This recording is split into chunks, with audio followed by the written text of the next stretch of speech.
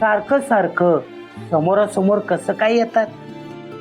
या माग शंभू महादेवाचाच काहीतरी संकेत असेल. ए नाना, कायच्या काय बडबडू नको हा. माझ्या शंभू महादेवाला बरोबर माहितीये मला काय पाहिजे आणि काय नाही ते. हा, त्या शक्तीला मी मदत करायला जातो ना, ते फक्त माणुसकीच्या नात्याने. तिचे आप्पा तिथे ऍडमिट आहेत त्यामुळे मदत करायला जातो, ते पण माणुसकीच्या नात्याने. आणि ज्याला जिथे मदतीची गरज असते ना, तिथे तिथे माझा शंभू महादेव मला पाठवतो. माझ्या प्रत्येकाच्या मदतीला मला शंभू महादेवाने पाठवलं म्हणून त्या प्रत्येकाबरोबर माझं सूत शंभू महादेव जोडतोय, असं होतं का?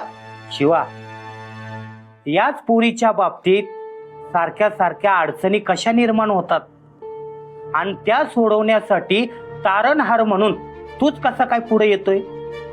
कारण ती माझ्या राशीलाच पुजली असं समज. आता माझं टाळकं नको सटकवू. आधीच त्या पुजारी अण्णाने माझ्या पुजारीनं काय झालं? शिवा सांग मला.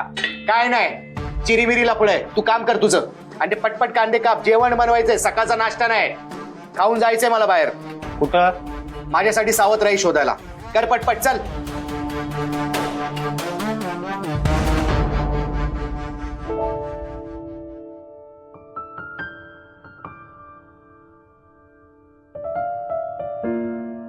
अम्मा शक्ती, आज पहिल्याच दिवशी चांगला गल्ला जमला नाही?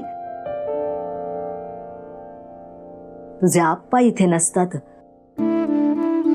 पण गिराईका आलीत. तुझ्या आप्पांच्या मेहनतीची पुण्य आहे आणि आई जगदंबेची कृपा बघ.